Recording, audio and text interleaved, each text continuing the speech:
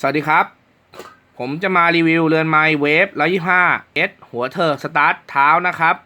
ตัวนี้จากคุณภพธนันท์มากบุญจังหวัดสุราษฎร์ธานีนะครับส่งมาทำนะครับตัวนี้เป็นไม้ของรถคาบูนะครับแต่แปลงเป็นหัวฉีดนะครับจะมีไฟ FI นะครับมีสัญญาณ FI โค้ดให้อ่านนะครับ แล้วพื้นทำใหม่นะครับจอระดับน้ำมันทำใหม่นะครับเดี๋ยวเราเปิดให้ดูนะครับกระจกจอไม่นี่นะครับ มันล้าวนะครับเดี๋ยวเราเปิดให้ดูนะครับนี่นะครับมีไฟ FI นะครับไฟ FI อยู่ตรงนี้นะครับก็จอน้ำมันทำซ่อมแท้เดิมโรงงานนะครับแล้วก็พื้นทำใหม่ 95% นะครับ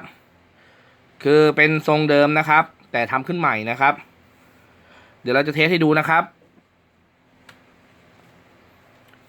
ตัวไมค์ล้วนนะครับไฟเกียร์4จะติดนะครับแต่จะดับไปเมื่อเข้าเกียร์อื่นนะครับตอนนี้ไมค์วิ่งอยู่3 กิโลนะครับตัวไมค์มันล้วนนะครับไฟเกียร์ขึ้นปกตินะครับโอเคนี่นะครับเดี๋ยวเราจะให้ดูตอนดับไฟนะครับโอเค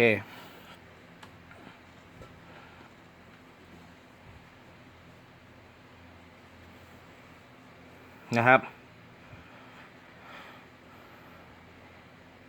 3 กิโลไก่400 เมตรนะครับเกียร์1เกียร์2เกียร์3เกียร์4นะครับโอเคเดี๋ยวเราจะให้ดู FI นะครับไฟ FI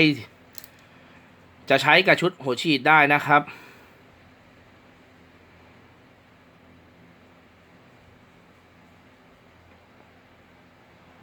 อันนี้ติดให้ดูครับว่าไฟ FI ติดนะครับ